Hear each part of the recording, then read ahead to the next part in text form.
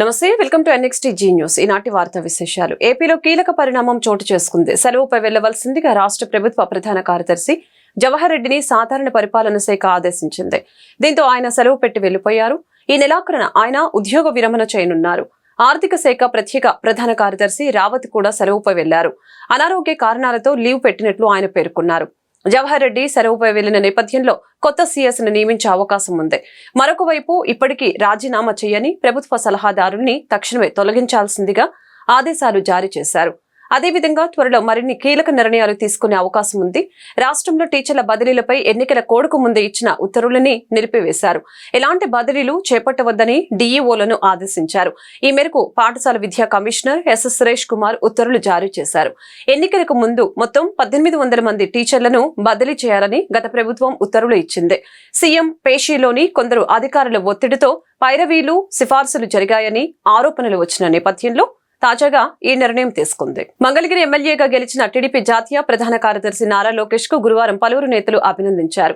TDP రాష్ట్ర అధ్యక్షులు అచ్చెన్నాయుడు మర్యాదపూర్వకంగా కలిసి ఘన విజయం సాధించినందుకు శుభాకాంక్షలు తెలిపారు.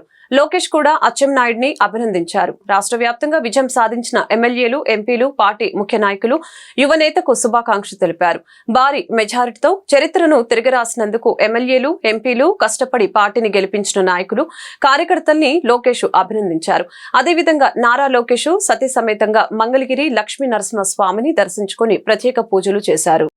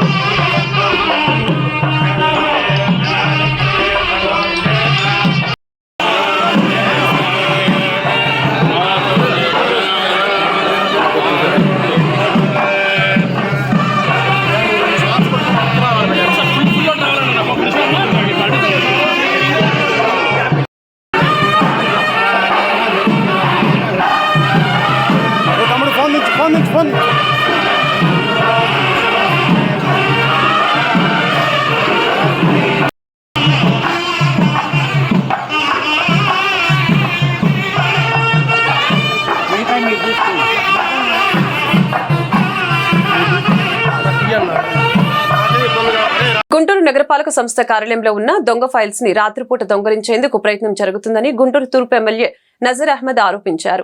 నగర మేయర్ ఛాంబర్, కమిషనర్ ఛాంబర్ నుంచి ఒక ఫైల్ కూడా బయటకు వెళ్లకుండా కట్టడి చేయాలని అధికారులని సూచించారు. గురువారం గుంటూరు తూర్పు నియోజకవర్గ ఎమ్మెల్యే కార్యాలయంలో ఏర్పాటు చేసిన మీడియా సమావేశంలో నజీర్ అహ్మద్ మాట్లాడారు. నియోజకవర్గ అభివృద్ధికి కట్టుబడి ఉన్నామని స్పష్టం చేశారు. 6 నెలల్లో పెండింగ్ లో ఉన్న ప్రాజెక్టుల్ని పూర్తి చేస్తామని హామీ ఇచ్చారు.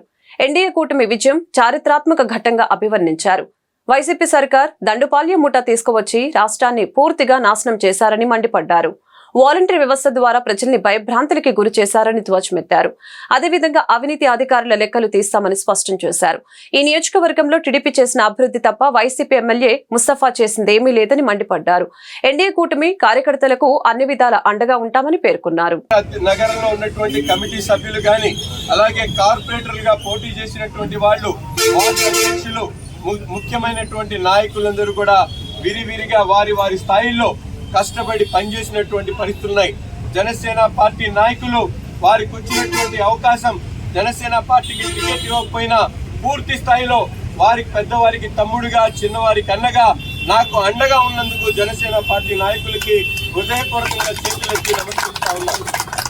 ఈరోజు పవన్ కళ్యాణ్ గారి నాయకత్వం, చంద్రబాబు నాయుడు గారి అవసరం ఈరోజు రాష్ట్రానికి ఉందనేటువంటి విషయాన్ని గ్రహించినందుకు గుంటూరు తూర్పు నియోజకవర్గానికి రాబోయేటువంటి రోజుల్లో ప్రతి ఒక్క పెండింగ్ ప్రాజెక్ట్ ని కూడా దాదాపు 6 నెలలు 7 నెలల లోపల దాని మీద పూర్తిగా అవగాహన చేసుకొని అధికార పక్షం గతంలో చేసినటువంటి తప్పులన్నింటినీ కూడా సరిదిద్దేటువంటి కార్యక్రమంతో పాటు ఇప్పుడే ఒక వార్త విన్నాం.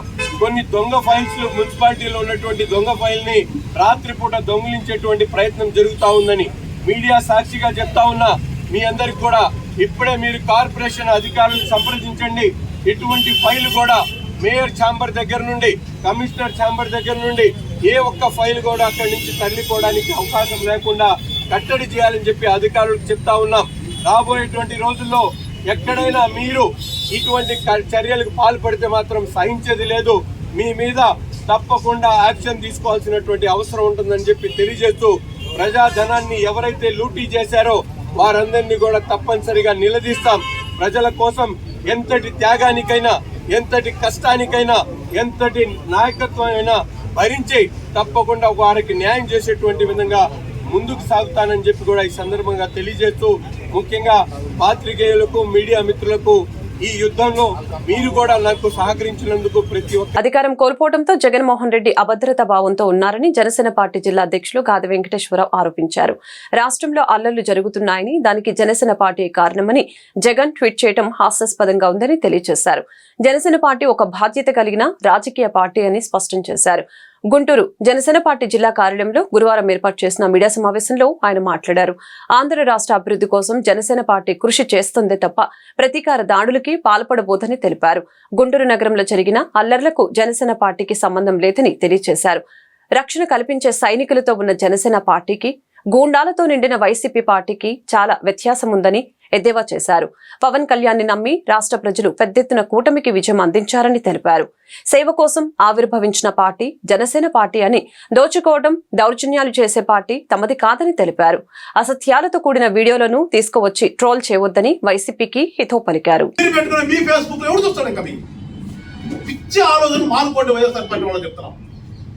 వైఎస్ఆర్ పార్టీ ఇంకా మిగిలి ఉన్నటువంటి కనుమరేని దాక్కున్న వాళ్ళు కాకుండా రోడ్ల మీద తిరుగుతున్నా అందరూ కూడా చెప్తున్నా, ఎప్పుడూ కూడా జనసేన పార్టీ అనేది ఈ రాష్ట్రంలో పార్టీ ఆవిర్భావమే. సేవ చేద్దామని వచ్చినటువంటి పార్టీ జనసేన పార్టీ. మీకు లాగా దోచుకుంటాకు వచ్చిన పార్టీ కాదు, దౌర్జన్యాలు చేయడానికి వచ్చిన పార్టీ కాదు. సేవ చేద్దామని వచ్చినటువంటి స్వచ్ఛందంగా ఎక్కడికక్కడ ఏ కార్యకర్తలు వచ్చినా స్వచ్ఛందంగా సేవ చేసేటటువంటి కార్యకర్తలు పార్టీ జనసేన పార్టీ.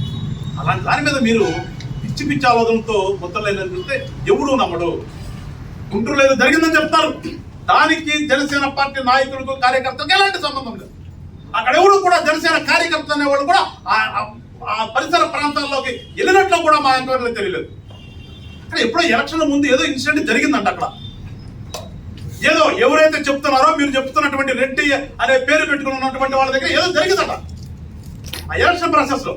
దానికి అక్కడ ఏం జరిగిందో ఎవరికి తెలియదు. దాన్ని తీసుకొచ్చి జనసేన పార్టీకి ముడిపెట్టడం భావ్యం కాదు.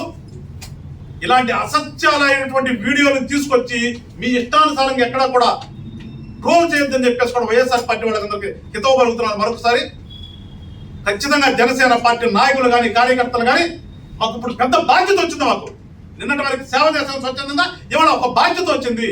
ఈ బాధ్యతలో మేము ఏ రకంగా సక్సెస్ అవుతామా అనే ఆలోచనతోనే జనసేన పార్టీ నాయకులు, కార్యకర్తలు కూడా ఉన్నాం. ఎక్కడ కూడా దయచేసి ఇలాంటి పిచ్చి పిచ్చి ప్రయత్నం చేయొద్దని చెప్పేసి వైఎస్ఆర్ పార్టీ కూడా చెప్తూ, రాష్ట్ర ప్రజలకు కూడా చెప్తున్నాను, అట్లాగే మా నాయకులు, కార్యకర్తలు కూడా చెప్తున్నాను. ఎక్కడ చిన్న ఇన్సిడెంట్ జరిగినా మన వైపు వేళ్ళెత్తి చూపించడానికి రెడీగా ఉన్నటువంటిది పరిస్థితి మనకు అర్థమవుతుంది. కనుక ఎక్కడా కూడా ఎవరు చేసినా కానీ దాన్ని ఆపే బాధ్యత జనసేన పార్టీ నాయకులు, కార్యకర్తలు మీరందరూ కూడా తీసుకోండి అని చెప్పేసి జనసేన పార్టీ నాయకులు, కార్యకర్తలు కూడా ఒక పిలుపునిస్తున్నాం. గుంటూరు జిల్లా వ్యాప్తంగా ఎక్కడా కూడా ఎవరి మీద కూడా రాజకీయ దాడులు జరగకూడదు. ఎలాంటి రాజకీయ దాడులు ఎవరు చేసినా కానీ మన కళ్ళ ముందు జరిగితే మనం ఆపుదాము. రాష్ట్రంలో రాజకీయ పార్టీ అంటే ఏ రకంగా ఉండాలో మనం చూపిద్దాం ఈ రాష్ట్రానికి. దయచేసి జనసేన పార్టీ నాయకులు, కార్యకర్తలను కూడా కోరుతున్నాను, మన జిల్లాలో ఎక్కడా కూడా రాజకీయ దాడి అనేది భవిష్యత్తులో జరగకూడదు. జరగనివ్వకుండా ఉండే బాధ్యత కూడా మనం తీసుకోవాలి. మీరందరూ కూడా ఆ పనిలో ఉండండి అని చెప్పేసి మన జనసేన పార్టీ నాయకులు, కార్యకర్తలు పిలుపునిస్తూ మరొకసారి రాష్ట్ర ప్రజలందరికీ కూడా ధన్యవాదాలు చెప్తూ, ముఖ్యంగా ఎక్కడా కూడా ఎలాంటి అవాంఛనీయ సంఘటనలు జరగవు. దానికి జనసేన పార్టీ. ప్రజల పక్షాన పోరాటాలకు మేమెప్పుడు సిద్ధమేనని మాజీ మంత్రి గుడివాడ అమర్నాథ్ అన్నారు. ప్రజాస్వామ్యంలో ప్రజలిచ్చిన తీర్పును గౌరవించాల్సిందేనని, కేంద్రంలో కూటమికి భిన్నమైన అవకాశం వచ్చిందని తెలిపారు. గురువారం ఆయన మీడియాతో మాట్లాడారు. ప్రజా తీర్పునకు అనుగుణంగా కూటమి పనిచేయాలని తెలిపారు. చంద్రబాబు ప్రమాణ స్వీకారం చేయకుండానే కొన్ని చోట్ల దాడులు జరుగుతున్నాయని తెలియజేశారు. వీటిపై కొత్త ప్రభుత్వం ఆలోచించాలి. ఈ దాడులు ప్రజాస్వామ్యం కాదు. గెలిచిన వారు బలవంతులు కాదు, ఓడిన వారు బలహీనులు కాదు. విశాఖలో పుట్టిన వ్యక్తిగా మేం ప్రజలకు అండగా ఉంటాం. వాయిస్ లెస్ గా పనిచేస్తాం. కూటమి ప్రభుత్వానికి సమయం ఇస్తాం. ప్రజలకు ఇచ్చిన హామీలు నెరవేర్చాలి. సీఎం జగన్ ఎప్పుడు అందరినీ సమానంగా చూడాలన్న భావంతో పనిచేశారని అమర్నాథ్ పేర్కొన్నారు. దీని మీద అంటే లేదా ఇన్ని కార్యక్రమాలు చేస్తాం, ఇంకా ఏదైనా చేస్తే బాగుంటుందని చెప్పి ఆశించారా? వీటన్నిటికి కూడా క్వశ్చన్ మార్క్స్ అనేటువంటిది వైఎస్ఆర్ కాంగ్రెస్ పార్టీ మీద ముందు ఉన్నాయి. దీనికి అన్నిటి కూడా సమాధానాలు వెతుక్కోవాల్సినటువంటి అవసరం మా మీద ఉంది. డెఫినెట్గా ఆ రకంగా ముందుకెళ్ళేటువంటి ప్రయత్నం చేస్తాం. అన్ని రకాలుగా కూడా ఈరోజు నిన్న ఫలితాలు వచ్చిన తర్వాత చంద్రబాబు నాయుడు గారు కానీ, తర్వాత పవన్ కళ్యాణ్ గారు కానీ మాట్లాడినటువంటి మాటలు చూస్తాం. పవన్ కళ్యాణ్ గారు ఏ రకంగా దాడులు చేయాలనేటువంటిది మా ఉద్దేశం కాదు అనేటువంటి మాట వారు పెద్దరికంగా వారు చెప్పారు. చంద్రబాబు నాయుడు గారు ఆ మాట చెప్పినట్టుగా నేనైతే చూడలేదు. కానీ గడిచినటువంటి 48 గంటలుగా రాష్ట్ర వ్యాప్తంగా అనేక ప్రాంతాల్లో జరుగుతున్నటువంటి దాడుల్ని దయచేసి ఖండించాల్సినటువంటి బాధ్యత కూడా ప్రతి ఒక్కరి మీద ఉంది. ఇంట్లోంచి బయటికి పిలిచి, పేరు పెట్టి పిలిచి బయటికి ఏ రకంగా దాడులు చేస్తున్నారు అనేటువంటిది మనం చూస్తూ ఉన్నాం. సామాన్యమైనటువంటి ప్రజల్ని వైఎస్ఆర్ కాంగ్రెస్ పార్టీకి ఓటేశారని చెప్పి అనుకున్నటువంటి ప్రతి ఒక్కరిని ఇళ్లలోంచి బయటికి పిలిచి కొడుతున్నటువంటి సందర్భాలు కూడా మనం చూస్తూ ఉన్నాం. ఇది ప్రజాస్వామ్యానికి ఏ రకమైనటువంటి మెసేజ్ని ఇస్తుందో అనేటువంటిది కూడా వారు ఇంకా ప్రమాణ స్వీకారాలు చేయకముందే ఈ పరిస్థితి ఉంది. ఒకసారి ఆలోచన చేయమని చెప్పి కోరుతా ఉన్నాం. గెలిపోవటములు అనేటువంటివి రాజకీయాల్లో సర్వసాధారణంగా ప్రతి 5 సంవత్సరాలకు ఒకసారి ఎన్నికలు జరుగుతూ ఉంటాయి. తప్పకుండా దాన్ని ఏ రకంగా అధిగమించాలి, ఏ రకంగా ఓడిపోయినటువంటి వారు రేపు మళ్ళీ ఎలా గెలవాలని చెప్పి చూస్తాం. గెలిచినటువంటి వారు దీన్ని ఎలా నిలబెట్టుకోవాలనేటువంటి ప్రయత్నం చేయాలి. అంతే తప్ప ఈ రకమైనటువంటి పరిస్థితులు అనేటువంటిది ప్రజాస్వామ్యానికి సరైనటువంటి పద్ధతి కాదు అనేటువంటిది బలంగా నమ్ముతున్నటువంటి వ్యక్తులు. ఈరోజు ఉదాహరణకి నా వరకు నా కుటుంబం దాదాపు 10 ఎలక్షన్స్లో పోటీ చేశాం. 4-5 సందర్భాల్లో గెలిచాం, 4-5 సందర్భాల్లో ఓడిపోయాం. ఇవి రాజకీయాల్లో కొత్త కాదు.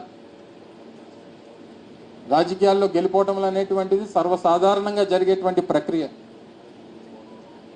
ఓడిపోయినటువంటి వాడు బలహీనుడు కాదు, గెలిచినటువంటి వాడు బలవంతుడు కాదు.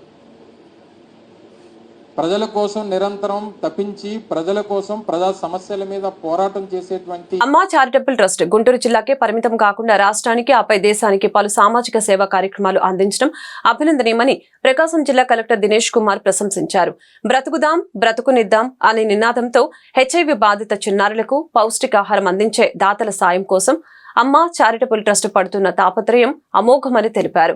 ఈ దిశగా 1000 రూపాయల విలువ చేసే నిత్యావసర సరుకుల లిస్టుతో కూడిన బ్రోచర్, ఫ్లెక్సీని గురువారం గుంటూరు ఫ్యాన్సీ కళ్యాణ మండపంలో ఏర్పాటు చేసిన సభలో ప్రకాశం జిల్లా కలెక్టర్ దినేష్ కుమార్, అమ్మా చారిటబుల్ ట్రస్ట్ వ్యవస్థాపకులు స్వామి జ్ఞాన ప్రసన్న ఆవిష్కరించారు. అనంతరం స్వామి జ్ఞాన ప్రసన్నతో కలిసి దినేష్ కుమార్ మీడియాతో మాట్లాడారు. HIV బాధిత చిన్నారులకు పౌష్టికాహారం అందించేందుకు స్వచ్ఛంద సంస్థలు, దాతలు విరివిగా సాయం అందించాలని తెలిపారు. 10 మంది చిన్నారుల్ని పోషణ నిమిత్తం దత్తత తీసుకుంటున్నట్లుగా కలెక్టర్ ప్రకటించారు. రేపటి తరం మంచి కోరుకునేవారు సహృద్భావంతో HIV బాధిత చిన్నారుల్ని ఆదుకునేందుకు ముందుకు వచ్చి అమ్మా చారిటబుల్ ట్రస్ట్ నిర్వహించే కార్యక్రమంలో భాగస్వామ్యం కావాలని అన్నారు.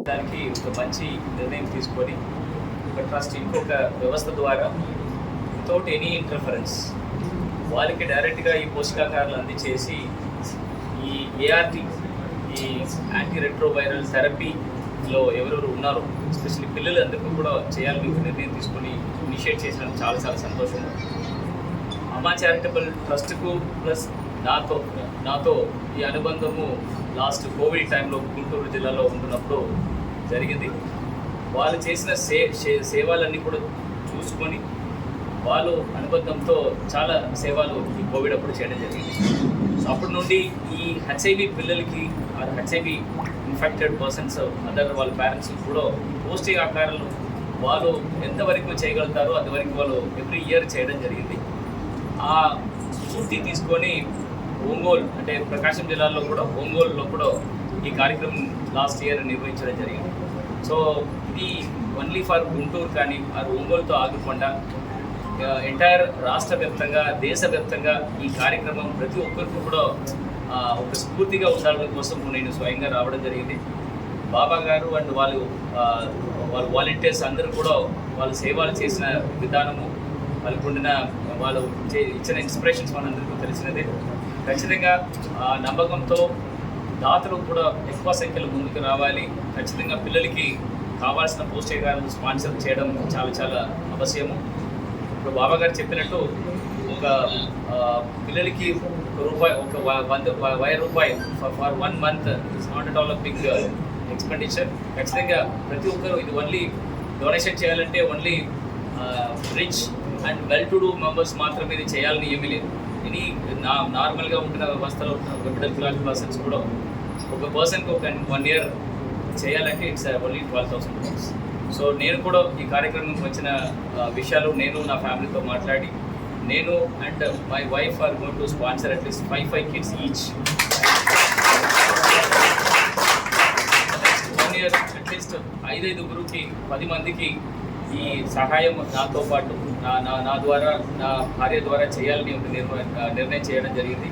ఇది ఇక్కడతో ఆగకుండా ఇంకా ఎక్కువ సంఖ్యలో ప్రతి ఒక్కరు కూడా ముందుకు వచ్చేసి ఇలాంటి ఒక మంచి విషయం చేయాలని మీ అందరూ కాన్సెప్ట్ గురించి ముందు నేనే మీకు వివరిస్తాను. తర్వాత గౌరవ కలెక్టర్ గారు మాట్లాడి దీనికి సంబంధించిన బోర్డు ఇంగ్లీష్ అండ్ తెలుగు కరపత్రాలని అటు లెక్చర్ ద్వారా ఇటు పాంప్లెట్స్ ద్వారా వారు ప్రారంభిస్తారు. దాదాపుగా 1993 నుంచి 86లో ఫస్ట్ కేసు నోటీస్ అయ్యడం నుంచి దాదాపు 97 నుంచి బాగా విస్తృతమైన HIV లేదా ఎయిడ్స్ మనం వింటూనే ఉన్నాము. అయితే ఒకప్పుడు పెద్దవాళ్ళకు ఉండేది కాబట్టి లైఫ్ స్పాన్ ఎక్కువ తక్కువ ఎలా ఉన్నప్పుడు కూడా వాళ్ళంతగా వాళ్ళు కావాలని అక్రమ సంబంధాల ద్వారా ఏర్పరచుకున్నావు కాబట్టి వాళ్ళ పాపం చేశారు కనుక శిక్ష పడిందని దాని గురించి పెద్దగా ఎవరు పట్టించుకోలేదు, కన్సర్న్ లేదు. అలా అలా అలా ఏమైందంటే ఈరోజు భారతదేశంలోనే కోర్టులు కూడా అని చెప్పుకోవచ్చు. కారణం ఏంటంటే సుమారుగా రికార్డెడ్గా రాష్ట్రంలోనే 0 to 17 years చిల్డ్రన్ కొన్ని వేల మంది ఉన్నారు. రాష్ట్రంలో మన ఏపీ తీసుకున్నట్లయితే దాదాపు 45 ART సెంటర్లో కొన్ని వేల మంది పిల్లలు రిజిస్టర్ చేయించుకొని ప్రతి నెల మందులు పూసుకుంటున్నారు. రిజిస్టర్ నేను చెప్పినది 0 to 17 తర్వాత అడల్ట్ వెళ్తుంది. అక్కడ మళ్ళీ కొన్ని వేల మంది. వీళ్ళు కాకుండా రిజిస్టర్ కాని వాళ్ళు 1,20 లక్షల్లోనే ఉన్నారు. ఇక్కడ సమస్య ఏమైందంటే ఏ పాపం చేశారని ఇవాళ ఆ పిల్లలకి ఆ దెబ్బ రావాలి. ఇక నేను మీరు జారి చూపిస్తారని లేదంటే పసిపిల్లలు కాబట్టి ఈజీగా కన్సర్న్ ఉంటుంది కాబట్టి ఇక్కడ అధికారం మనం ఆలోచించాల్సింది. భగవంతుడు ప్రభుత్వ రూపంలో వాళ్ళకి చాలా మంచి అవకాశం ఇచ్చారు పసిపిల్లలకి. ఏంటంటే నియర్లీ 6-7,000 ఖర్చు అయ్యే ఖరీదైన మందుల్ని ప్రతి నెల ఎంతో శ్రద్ధతో మేము కొన్ని సంవత్సరాలు దాదాపు 2 దశాబ్దాల పై నుంచి మేము చూస్తూనే ఉన్నాం. చాలా శ్రద్ధగా గవర్నమెంట్ హాస్పిటల్లో ఉన్న స్టాఫ్ కూడా కోపాన్ని కానీ చిరాకుని కానీ ప్రదర్శించకపోవడమే కాకుండా చాలా శ్రద్ధ తీసుకొని ఆ పేషెంట్స్ ని ట్రీట్ చేస్తూ ఉంటారు. ఎంత ఖరీదైన గుంటూరు డిఎస్ నగర్ గడ్డం తెలుగుదేశం అడ్డాని మాజీ కార్పొరేటర్ టీడీపీ నాయకులు మాలకొండయ్య స్పష్టం చేశారు. టీడీపీకి ఓటు వేసేందుకు విదేశాల నుంచి యువత పెద్ద ఎత్తున గుంటూరుకు తరలివచ్చి తూర్పు నియోజకవర్గ ఎమ్మెల్యే అభ్యర్థి నజీర్ అహ్మద్ విజయానికి కృషి చేశారని తెలిపారు. నజీర్ అహ్మద్ ఆధ్వర్యంలో డిఎస్ నగర్ అన్ని విధాలుగా అభివృద్ధి సాధిస్తుందని ఆకాంక్షించారు. గుంటూరు ఏటుకూరు రోడ్ బృందావన్ అపార్ట్మెంట్స్ ప్రాంగణంలో ఎన్డీఏ కూటమి శ్రేణులు ఏర్పాటు చేసిన పెమ్మసాని చంద్రశేఖర్ నజీర్ అహ్మద్ విజయోత్సవ కేకును మాలకొండయ్య కట్ చేసి వారితో ఆనందాన్ని పంచుకున్నారు. ఈ మేరకు ఆయన మీడియాతో మాట్లాడారు. పెమ్మసాని చంద్రశేఖర్ నజర్ అహ్మద్ రికార్డు స్థాయిలో మెజారిటీ సాధించారని పేర్కొన్నారు. చంద్రబాబు పాలనలో ప్రజలందరూ సంతోషంగా ఉంటారని తెలిపారు. ఈ కార్యక్రమంలో డిఎస్ నగర్ టీడీపీ నాయకులు పాల్గొన్నారు. అపార్ట్మెంట్ దగ్గర రాములవారి గుడి దగ్గర అమెరికాలో రష్యాలో పాలనలో ఉన్న మా కుర్రోళ్ళు అందరూ కలిసి వాళ్ళు ఈ కార్యక్రమం పెట్టింది. వాళ్ళు లండన్లో ఉన్నారు మా పిల్లలందరూ కలిసి. ఆ పిల్లలందరూ ఉత్సాహం కోసం మన చంద్రబాబు నాయుడు గారు సీఎం అవుతున్నాడు, ఇక్కడ నజీర్ గారు ఎమ్మెల్యే గారు మన 32,000 ఇప్పుడు కనివిని వెరగని రీతిలో 32,000 మెజార్టీతో మన నజీర్ అహ్మద్ గారు గెలిచారు. కనుక మన లండన్ నుంచి అమెరికా ఉండే వాళ్ళ కుర్రోళ్ళు అందరూ సంతోషం కోసం ఇక్కడ బృందావన అపార్ట్మెంట్ దగ్గర డిఎస్ నగర్ యూత్ తరఫున మన బెమ్మసాని గారు అత్యధిక మెజార్టీతో 3,50,000 మెజార్టీతో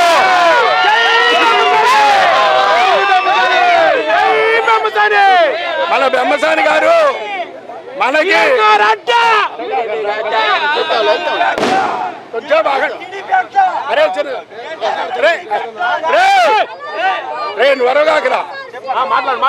మనము 3,50,000 తోటి మన బెమ్మసాని గారు అత్యధిక మెజార్టీతో గెలిచినందుకు మనకంతా సంతోషంతో డిఎస్ నగర్ యూత్ తరఫున మరియు వ్యాపారస్తులు కాటన్ వ్యాపారస్తులు ముఠా మేస్త్రులు మరి మన మహిళా మనులు మరి కూడా మొన్న ఎలక్షన్ అప్పుడు మన కుర్రోళ్ళు మన మహిళలు ఒక్క 223 బూతులు 525 మెజార్టీతో వచ్చింది. కనుక మా అందరి 525 మెజార్టీ ఒక బూతులో వచ్చింది. వాళ్ళందరూ ఏమన్నారంటే ఇక్కడి నుంచి కనిగిరి వెళ్తున్నారు, మీరు ఓటేస్తారా లేదని కొంతమంది మాట్లాడారు. దానికి సపోర్ట్గా మా కుర్రోళ్ళంతా కసితోటి ఈ కార్యక్రమం పెట్టాము. ఎప్పుడైనా సరే డిఎస్ నగర్ అంటే తెలుగుదేశం అడ్డా.